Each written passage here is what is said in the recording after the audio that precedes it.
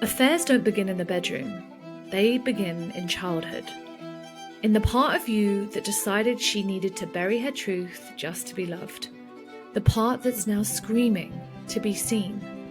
I'm Alex Croxford, and this is the Deeper Love podcast, where we name the shame, face the guilt, and help you find your way back to yourself. So let's begin. So most women who are in the aftermath of their affair never really get a space or an opportunity to talk about the real reason why they cheated. And first of all, most of the time, that's not clear to them. And second of all, there is no safe space to even begin to have that conversation. Everyone around you is always asking, why? Oh, it must mean that you're not happy in your marriage. How could you do this? What were you thinking? You don't deserve him, etc., etc. And so the answers that you gave, which were probably along the lines of, it was like we were magnets to each other. I felt like I couldn't resist him. I tried to say no, but I couldn't. I kept feeling drawn back to him. There was chemistry. I felt wanted. I felt desired. And all of those things feel really true. No one else has ever even suggested that there might be something more or different or deeper than that. But I want to use this episode to delve into the fact that they might have felt true, but they weren't the whole picture. Because you didn't cheat because you wanted someone else. You cheated because you were emotionally disconnected from yourself. So I'm sure you're wondering, what, Alex, does being emotionally disconnected from yourself mean? That sounds like psychobabble nonsense. So let me tell you. Being disconnected from yourself does not happen in one huge dramatic moment. It happens through years of consistent, everyday micro ways that you've abandoned yourself. That might range from not knowing how you feel or not wanting to say how you feel, or maybe you could only access one or two emotions. Perhaps it's anxiety and happiness, but everything else feels really far away. Or it could even be that somebody asks you how you are and you freeze because you actually don't know how you are. So you just say, oh yeah, I'm fine, thanks, as this automatic response. Maybe there's a part of you that feels like some days you just feel off, but you don't know what that really means and why you feel off. It could be that you feel irritated and you're not sure why or what it is that you need, but you can just feel that frustration in your whole body, and you don't know whether it's space or a hug or some time alone, or are you just exhausted or tired? Perhaps every reason you give for how you are feeling or when you are feeling slightly off is I'm tired, or I'm premenstrual, or I'm hungry. Because they seem to be the three reasons women often give for why they're feeling a certain way when they're disconnected from the truth, because they don't honestly know. It might also show up in ways like you cannot say how you really feel, first of all because you're not sure, but second of all because it feels like the words get stuck in your throat or running on autopilot the whole time, just going through the motions of life. You find yourself having got in the car to go from A to B, and you've arrived at B and you haven't got the foggiest of what happened on that journey because you were somewhere else. Or perhaps going through the cyclical motions of day-to-day life. Here I am, I'm getting the kids ready for school, making breakfast, getting myself ready, going to work, coming home, making dinner, getting the kids ready for bed, going to bed, and this circular motion. And the only relief or excitement that you felt was after a glass of Chardonnay. And I know this experience personally, where I'm persistently in my head. So perhaps you are aware that you're always analyzing or trying to figure something out or trying to predict what's going to happen next or ruminating about what happened in the past, always trying to control what's happening and are terrified of things being out of your control. And when you live like this, very disconnected from your own experience, constantly in your head, not showing to anybody that you have any sense of vulnerability or humanness, because it feels so terrifyingly exposing, that eventually you stop expecting anyone to understand you. And so you stop sharing how you're feeling or what you're thinking or what you want or what you need. It just feels so far away. And the thing is that even though it feels like in some way you're being the easy wife, you're being the one who's got it all together, you're superhuman to many degrees because you're juggling so many plates, when you are that disconnected from yourself, this also starts to show up in your relationship. And this starts to show up in a lack of emotional intimacy in your relationship. This was the absolute fundamental core of mine and my ex-husband's experience, and I have no doubt will show up in so many of your experiences too.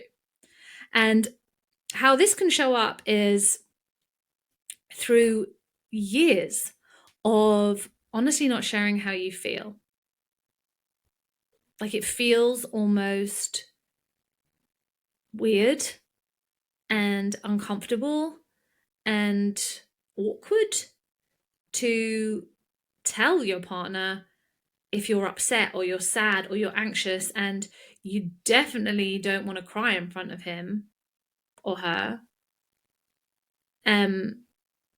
Perhaps you're letting hurtful comments slide, even if they're said as a joke, but you don't want to bring it up because you don't want to be that woman that's difficult. You want to just laugh along and be fine with it and kind of push it away, thinking that maybe you're too sensitive. But you can feel that uncomfortable sensation rising in your chest, or maybe even tears starting to burn your eyes. But rather than expressing what's happening, you swallow it down. You swallow it down and you make yourself busy, or you pick up your phone and you numb through Instagram, or you spend a few more hours on your laptop so that you don't have to feel it and no one has to say anything about it. And so perhaps you're just in this perpetual state of not being honest. You go along with plans that aren't really what you want. Perhaps, there's the holiday that you really wanted to go on, but he's already made plans to go to Florida this year, and you don't want to say anything because he's paying. And actually, even though you're bored of Florida or you really don't want to go there, you want to go to India, you don't say anything because you don't want to be difficult. You don't want to be awkward, even about what restaurant you go to. I don't mind. You choose, you decide, when deep down you know you really fancy a burger. So it's all of these little moments that begin to build up and build up. And the more that we reinforce this way of being, the more that we avoid conflict to keep the peace, the more that we choose to stay quiet rather than share how we truly feel, the more that you are making yourself small. You're making yourself almost invisible in the relationship, even though you might be there. Perhaps you're super confident in so many ways. Perhaps you're an absolute boss girl at work, but in the relationship, there's a part of you that feels like you have to hide, or because you don't want to be a burden. So you're really presenting the whole time the best version of you. You don't want to ask for help. You don't want to ask if he can load the dishwasher tonight because you're exhausted. You don't want to ask for support because it actually feels really vulnerable and quite terrifying to have to admit that you haven't got it all together and that you're not holding it all down. And I also see in my clients that desire for more affection or for more verbal validation, or what's the word? Words of affirmation, right? Like, let's be honest, most women, we love a word of affirmation. We love to be told we're beautiful or sexy or desired or that they're proud of us. But if we're not getting it in our relationships, most often with women who I have met and worked with who have had affairs, they feel terrified to ask for these things because they're afraid of being laughed at or afraid of being told no. The problem with all of these things, there are many relationships, trust me when I say this, that will exist or coexist in this way forever. In fact, a majority, I would say, of relationships, people are coexisting. But when you've been through the aftermath or you're in the aftermath of an affair, this is at a point now where it's crunch time. And you're able to actually start to look at how these different things have led you to where you are today. And so when we are just coexisting rather than actually intimately connecting with a partner, your conversations just end up being about logistics or gossip.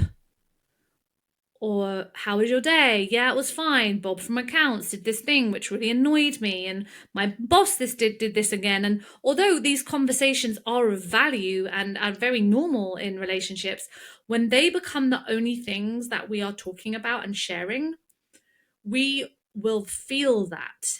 We will feel it as there is something missing, but we can't put our finger on it. And then it might grow to physical touch beginning to feel awkward or uncomfortable. Like now, when you hug or when you kiss, that person starts to feel like a brother rather than a lover. And the more that these things begin to build and build and build, and we don't have conversations about them, you start to feel like you are miles away from this person that is lying in bed next to you every night. And in this process, you start to lose the parts of you that once felt alive and excited and full of joy and wonder and curiosity. It's like they've just disappeared. You've flatlined. And this, honestly, and this again doesn't get talked about enough in affair spaces. This is not about you not loving him. You might feel like you still love your husband. And this is why this feels even more confusing. because all of these ways of being in your relationship and the affair don't add up to you not loving them. This is about you not knowing how to let yourself be seen anymore by your partner. And when you don't let yourself be seen, that is creating this state within your central nervous system of numbness. And when you are existing in a state of numbness, you will unconsciously reach, magnetize, find yourself in situations that feel like aliveness. And so it might feel like love or desire or chemistry, but really, this affair or this betrayal was a moment where you could finally feel something. But this might burst your bubble for some of you. It might be an uncomfortable truth, but I need you to hear that what you felt in that affair was not intimacy. Even though it felt like it, it was sensation. And sensation that made you feel alive. The attention that you were getting, the text messages that you would wait for, the rush when you saw each other, the secrecy and the possibility, and all of these crazy things that provide so much intensity in our systems, which was such a contrast to most likely what was going on at home, which was steady and calm and controlled and not as intense, not as much feeling and as much of a roller coaster, to be honest.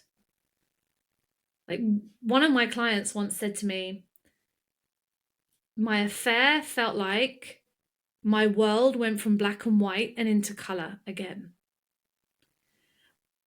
But many people would say, oh, that sounds like you were in love, or that sounds like you had an amazing connection.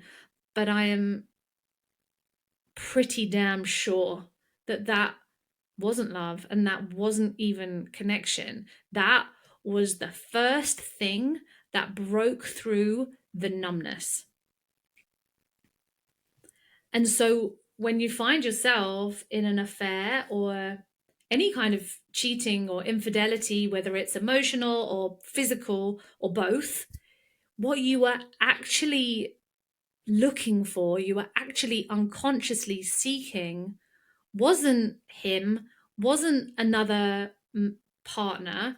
It was a sense of aliveness and something to actually feel. You were looking for something that actually made you remember that you were here on this earth having this experience.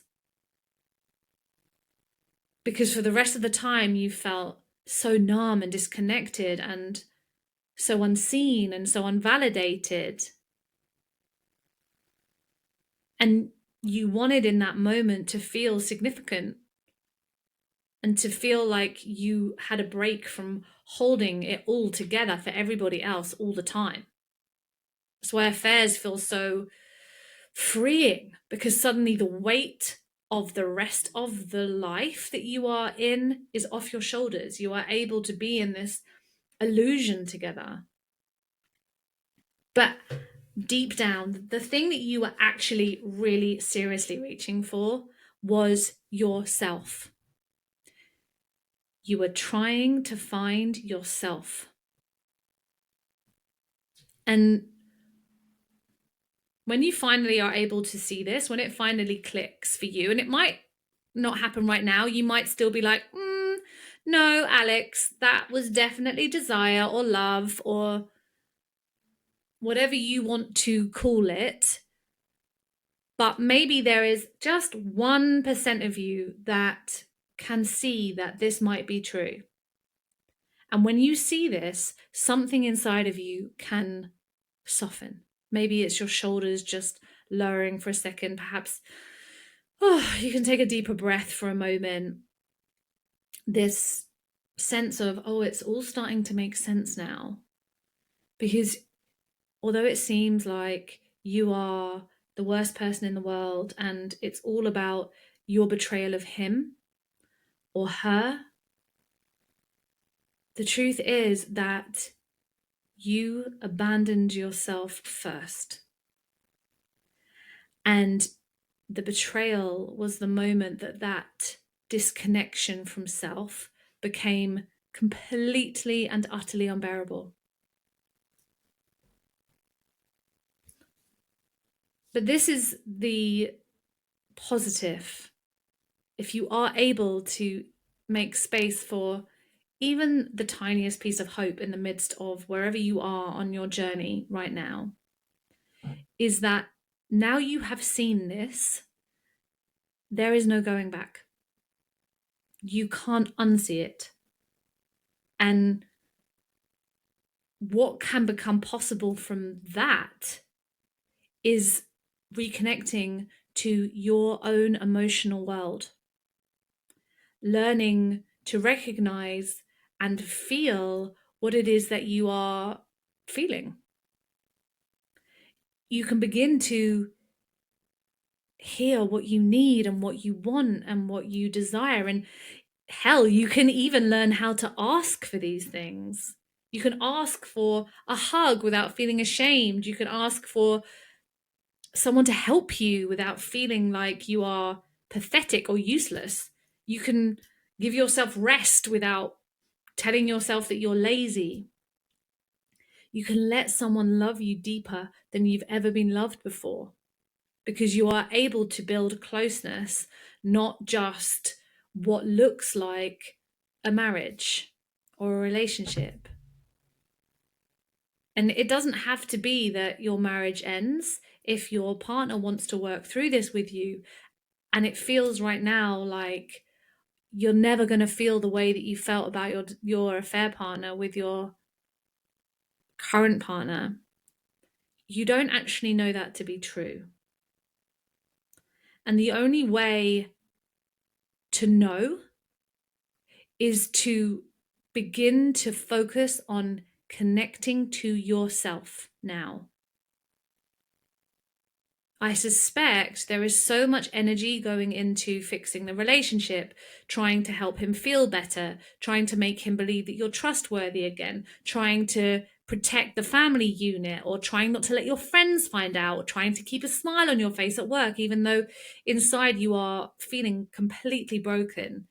That there is no energy going on the one thing that actually matters the most, and that is you healing the relationship with yourself. Because at its very root, that is the thing that is going to change your relationships. And if you don't work on that, even if you end the marriage that you are in, the chances are you will repeat this pattern again, because you need to learn a new way of being.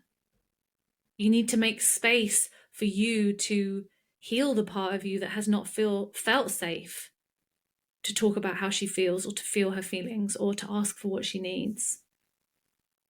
And if you have connected to any part of this podcast, if you have felt like you've been nodding along, like, yes, oh my goodness, this is me, then I am really excited to tell you that I have a space for you this week. It is on Wednesday, the 10th of December, and it is called Rising from the Ashes. And it is our last softening session ever. So in this 90 minutes, you will have an opportunity to slow down, to take a breath, and to come back to you in the midst of the rough waters that you are in right now. You don't need to share. You don't have to have your camera on. Just come as you are, and trust that if you are waking up to the emotional disconnection in your life, then this is where things start to shift. You get to put down some of the weight that you have been carrying from 2025 and enter 2026 with more room to breathe. Thank you for listening to the Deeper Love podcast. If today's episode spoke to you, hit subscribe so you don't miss the next one. And if you're ready to go deeper, you'll find all the ways to work with me in the show notes. Until next time.